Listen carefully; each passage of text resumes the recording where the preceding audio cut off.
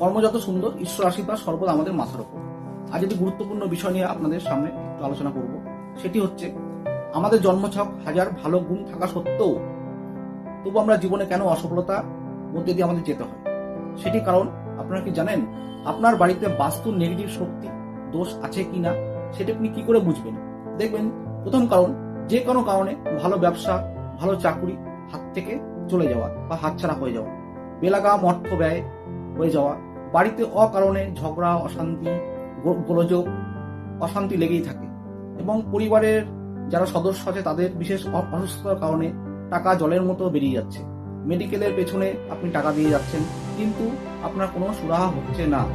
এবং বিশেষ করে বাড়িতে বাস্তুদোষ থাকলে বিশেষ করে আপনার অনিদ্রার শিকার হবেন। তাই বাস্তু দোষ করা, বাস্তুর নেগেটিভ শক্তিকে দূর করা অত্যন্ত প্রয়োজন। যদি সেটা না হয়, আপনার জীবনে